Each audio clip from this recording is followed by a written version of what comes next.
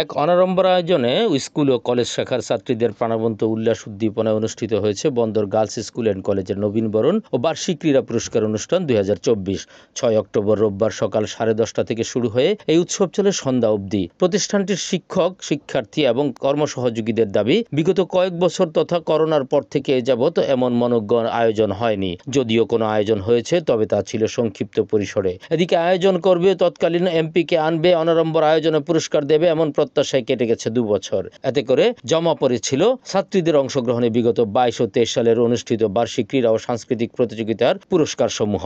বকেয়া ছিল প্রত্যেক শ্রেণীর মেধা তালিকার পুরস্কারও। তাছাড়া এরই মধ্যে গত হয়েছে প্রতিষ্ঠানটির গভর্নিং বডির নির্ধারিত মেয়াদ, যার কারণে নতুন সভাপতির দায়িত্ব এখন ন্যস্ত হয়েছে নারায়ণগঞ্জ জেলার অতিরিক্ত জেলা প্রশাসক সাকিব আল রাব্বির কাঁধে, যার নেতৃত্বে অচিরেই গঠিত হতে যাচ্ছে নতুন আহ্বায়ক কমিটি। ফলে মেয়াদ উত্তীর্ণ গভর্নিং বডির বিদায়ী সদস্যদের বক্তব্যে ছিল কিছু উন্নয়ন, কিছু ক্ষোভ এবং কিছু ব্যর্থতার বহিঃপ্রকাশ। যেসব আলোচনায় কলেজের নবীনবরণ অনুষ্ঠানটি পরিণত হয় গভর্নিং বডির সদস্যদের বিদায় উৎসব রূপে, এতে অনাকাঙ্ক্ষিত বক্তব্য দূষণে উপস্থিত শিক্ষক, শিক্ষার্থী, অভিভাবক এমনকি অনুষ্ঠানের অতিথি পর্যন্ত বিরক্তি প্রকাশ করলেও বোধগম্য হয়নি আত্মসম্মান বোধহীন বক্তাগণের। এতে করে কিছুটা তিক্ততা সৃষ্টি হলেও সব মিলিয়ে অনুষ্ঠান জুড়ে ছিল সঙ্গীত, নৃত্য, আলোচনা, বক্তব্য এবং 2022, 23 ও 24-এর বার্ষিক ক্রীড়া ও সাংস্কৃতিক প্রতিযোগিতার পুরস্কার বিতরণ। প্রতিষ্ঠানটির দায়িত্বপ্রাপ্ত নতুন সভাপতি নারায়ণগঞ্জের অতিরিক্ত জেলা প্রশাসক সার্বিক সাকিব আল রাব্বি ছিলেন উক্ত নবীনবরণ ও বার্ষিক ক্রীড়া প্রতিযোগিতা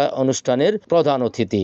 অধ্যক্ষ মোহাম্মদ মিজানুর রহমানের সভাপতিত্বে বিশেষ অতিথি হিসেবে উপস্থিত ছিলেন বন্দর উপজেলা নির্বাহী অফিসার এম এ মুহাইমিন আল জিহান, উপজেলা মাধ্যমিক শিক্ষা অফিসার মোহাম্মদ আব্দুল কাইয়ুম খান সহ মেয়াদ উত্তীর্ণ গভর্নিং বডির বিদায়ী সদস্যবৃন্দ। তবে অনুষ্ঠানের প্রধান অতিথি রাষ্ট্রীয় গুরুত্বপূর্ণ কাজ থাকায় অংশগ্রহণ করেন অনুষ্ঠানের দ্বিতীয় পর্বে। আলোচনা পর্বে বিশেষ অতিথির বক্তব্যে বন্দর উপজেলা নির্বাহী অফিসার এম এ মুহাইমিন আল জিহান বলেন, নতুন শিক্ষার্থী যারা আছে, নতুন শিক্ষার্থী যারা এই ক্যাম্পাসে প্রবেশ করছে, তাদেরকে অনুরোধ করব তারা এই শিক্ষা প্রতিষ্ঠানের যে মান, সম্মান এবং ঐতিহ্য আছে সেটিকে ধারণ করে তারা তাদের কার্যক্রমগুলো পরিচালনা করবে।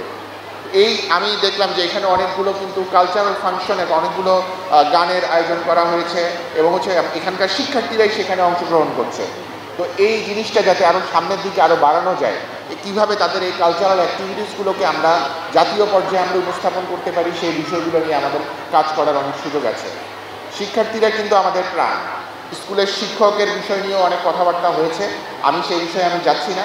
আমি আশা করব সমস্ত শিক্ষকবৃন্দ তারা একই ছাতার নিচে, একই ফোরামের নিচে এসে এই স্কুলের উন্নয়নের জন্য যেটা গুরুত্বপূর্ণ, এই স্কুলের কলেজের উন্নয়নের জন্য যেটা গুরুত্বপূর্ণ, আপনারা সেটাই করবেন।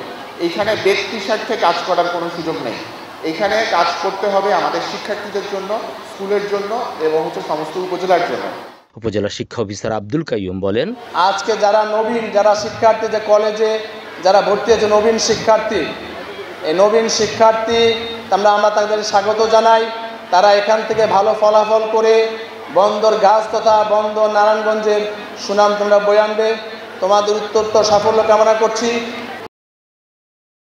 কিন্তু এই এসএসসি পরীক্ষা, এখন আমাদের সামনে নির্বাচনী পরীক্ষা হবে। এই নির্বাচনী পরীক্ষায় তোমরা ভালো ফলাফল করে যাতে আমাদের এসএসসি পরীক্ষা তোমরা ভালো করতে পারো, তোমরা এখন থেকেই তোমরা এই পড়ালেখার প্রতি তোমরা মনোযোগী হও। সভাপতির বক্তব্যে বন্দর গার্লস স্কুল অ্যান্ড কলেজের অধ্যক্ষ মোহাম্মদ মিজানুর রহমান বলেন, 2012 সালে আমাদের একটা জেনারেটর কেনা হয়েছিল, তখন ওই সময়কার চাহিদা অনুসারে। তো 12 সালের পরে দীর্ঘদিন এই জেনারেটরটা চলছে। তো এখন যে চাহিদা, সেই অনুযায়ী এই জেনারেটরটা আসলে আমাদের পুরা ক্যাপচার করা সম্ভব হয় না। তো এই কিছুদিন পরে নষ্ট হয়। আমরা এই কিছুদিন আগে একবার মেরামত করেছি, আবার গতকাল আবার মেরামত করেছি। তো মেরামত করলেও সবগুলো ভবন এই জেনারেটর দ্বারা সম্ভব হয় না, যার কারেন্ট চলে গেলে মেয়েদের ক্লাস করানো অনেক কঠিন হয়ে যায়। তা আমি আমাদের ইউনো মহোদয়ের কাছে অনুরোধ করব, যদি কোনো সুযোগ থাকে যে এই জেনারেটর বাবদ কোনো একটা ফান্ড দেওয়ার, তাইলে আমরা একটা নতুন জেনারেটর কিনতে পারি এবং যেটা আমাদের এই প্রতিষ্ঠানের জন্য অত্যন্ত জরুরি। কারণ এই নতুন ভবনটা যদি শুরু হয় তাহলে এই জেনারেটর দ্বারা কোনোভাবেই সম্ভব না। বর্তমানে এটার যে ক্যাপাসিটি আছে মাত্র 2টা ভবন ক্যাপচার করে। তা আমরা একটা ভবন বন্ধ করে দিয়ে আরেকটা ভবনে চালাই, এভাবে হয় যাতে এতে করে মেয়েদেরও সমস্যা হয়। তা আমি স্যারের কাছে অনুরোধ করবো যদি কোনো সুযোগ থাকে যে এই বিষয়ে যদি আমাদের কোনো একটা ফান্ড দেওয়া যায় তাহলে এই প্রতিষ্ঠানে উপকৃত হবে। ধন্যবাদ।